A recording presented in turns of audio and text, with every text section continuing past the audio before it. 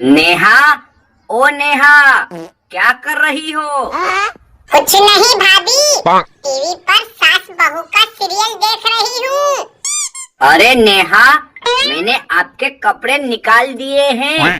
अब TV serial देखना बंद करो और फटाफट से नहा लो। क्यों भाभी, जब सीरियल खत्म हो जाएगा तब नहा लूंगी मैं। आपको मुझसे कोई काम है क्या?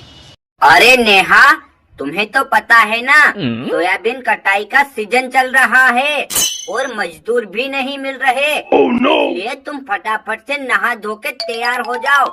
दिन में हम लोग सोयाबीन काटने चलेंगे। देखो भाभी, मैं यहाँ पर मेहमान बन के आई हूँ, आपके बाप की नौकरानी नहीं, जो तुम्हारे यहाँ खेतों में सोयाबीन कटवाऊंगी। अरे नेहा, मेहमान तो उन्हें कहते हैं जो 2-4 दिन रुके और अपने ससुराल चली जाए, लेकिन तुम तो यहाँ हमारी छाती पर बोझ बन के बैठी हो। अरे क्या हो गया? आज तुम दोनों ननंद भौजाई आपस में क्यों लड़ रही हो?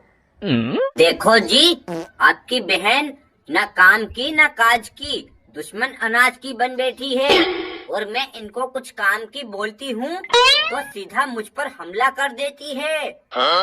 देखो आकाश भैया, आप भाभी को समझा लो। ये जो मुंह में आए वो बके जा रही है। अगर मेरे खिलाफ एक और शब्द बोला तो मैं इनका मुंह तोड़ दूंगी। क्यों नेहा, तुम्हारी इतनी मजाल कि जो मुंह में आए वो बोलो मेरी भोली भाली बहना को। अब अगर कुछ कहा तो मैं तुम्हारे दांत तोड़ दूंगा। और आप भी इसकी इतनी साइट मत लो। ये भोली भाली नहीं, जहरीली नागिन है।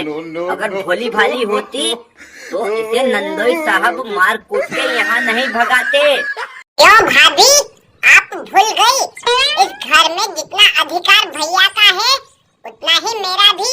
इसलिए मुझसे जरा तमीज से बात करो, वरना मैं आपको अभी के अभी हाथ पकड़ के घर से बाहर निकाल दूंगी।